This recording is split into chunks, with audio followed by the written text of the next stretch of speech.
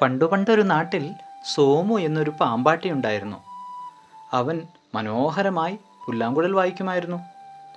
അവൻ പുല്ലാങ്കുഴൽ വായിക്കുമ്പോഴൊക്കെ അതിൻ്റെ താളത്തിൽ അവൻ്റെ പാമ്പ് ആടി കളിക്കുമായിരുന്നു. നാടുകൾ തോറും ചുറ്റി നടന്ന് പാമ്പിനെ കളിപ്പിച്ചാണ് അവൻ ജീവിച്ചിരുന്നത്. എല്ലാവരും സോമു പാമ്പിനെ കളിപ്പിക്കുന്നത് കാണാൻ ചുറ്റും കൂടുമായിരുന്നു. അവർക്കൊരുപാട് സന്തോഷമാകുമായിരുന്നു. അവർ കൊടുക്കുന്ന പണം കൊണ്ടാണ് സോമു ജീവിച്ചിരുന്നത്. അങ്ങനെ ഒരു ദിവസം തൻ്റെ പാമ്പിനെ കളിപ്പിച്ചു കഴിഞ്ഞപ്പോൾ ക്ഷീണിതനായി സോമു ഉറങ്ങാൻ കിടന്നു. പാമ്പിനെ അവൻ തൊട്ടടുത്ത് തന്നെ ഒരു കൂടയിൽ അടച്ചു വെച്ചു. ഇനി ഒന്ന് ഉറങ്ങട്ടെ. അങ്ങനെ സോമു ഉറക്കത്തിലേക്ക് വഴുതി വീണു. ആ നാട്ടിൽ കുഞ്ഞാപ്പു എന്നൊരു വികൃതി കുട്ടിയുണ്ടായിരുന്നു. ഈ സമയം കുഞ്ഞാപ്പു അമ്മയുമായി സംസാരിക്കുകയായിരുന്നു. അവന് കളിക്കാൻ പോകണമായിരുന്നു.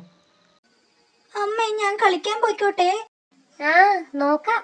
ഞാൻ വികൃതി ഒന്നും കാണിക്കൂലമ്മേ. നല്ല കുട്ടിയായിരുന്നവളാ. നല്ല കുട്ടിയായിരിക്കണം കേട്ടോ. ഓക്കേ, എന്നാ പൊക്കോ. ശരി അമ്മേ, ബൈ ബൈ, ഞാൻ പോയി വരാം. അങ്ങനെ കുഞ്ഞാപ്പു പുറത്തേക്ക് നടന്നു. അങ്ങനെ നടന്നു വന്നപ്പോഴാണ് നമ്മുടെ പാമ്പാട്ടി സോമു ഉറങ്ങുന്നത് കണ്ടത്. എടാ, ഇവനാരാ? അടുത്തൊരു കൂടയുണ്ടല്ലോ. ഈ കൂടയിൽ വല്ലതും കാണുമായിരിക്കും. പതുക്കെ എടുത്തുകൊണ്ട് പോകാം. കൂട കിട്ടിയേ. കൂട്ടുകാരെ, എനിക്ക് കൂട കിട്ടിയേ. ഇതിൻ്റെ ഉള്ളിൽ എന്തെങ്കിലും ഉണ്ടാകും. അതെ, ഇതിൻ്റെ ഉള്ളിൽ എന്തെങ്കിലും ഉണ്ടാകും. അപ്പോഴാണ് മിമുക്കാർ അവിടെ വന്നത്. കുഞ്ഞാപ്പു, വേണ്ടാത്ത പണി കാണിക്കരുത്. കുഞ്ഞാപ്പു, ഇത് വളരെ മോശമാണ്. മറ്റാരുടെയെങ്കിലും സാധനങ്ങൾ നമ്മൾ എടുക്കരുത്. നീ പോടാ മിമ. ഈ കുട്ടയിൽ നിറയെ പലഹാരങ്ങളായിരിക്കും. ഞാൻ പോവാ. നമുക്ക് നോക്കാം ഇതിനകത്ത് എന്താണെന്ന്.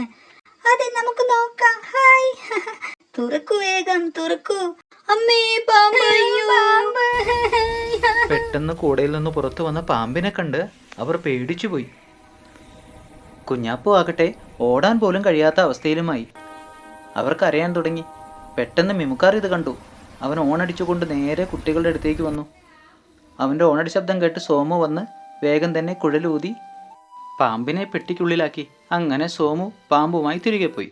ഇപ്പോഴെങ്ങനെയുണ്ട്? ഞാൻ നിങ്ങളോട് പറഞ്ഞില്ലേ നമ്മുടെതല്ലാത്ത ഒന്നും എടുക്കരുതെന്ന്. സോറി മിമു. കുഞ്ഞാപ്പു വീട്ടിലെത്തിയപ്പോൾ നടന്നതെല്ലാം അമ്മ അറിഞ്ഞിരുന്നു. ഇനി ആരുടെയും ഒന്നും എടുക്കരുത് കേട്ടോ. ശരി അമ്മേ, ഇനി ഞാൻ എന്നും നല്ല കുട്ടിയായിരുന്നവളാ. അതിനുശേഷം കുഞ്ഞാപ്പു വേറെ ആരുടെയും ഒന്നും എടുത്തിട്ടില്ല.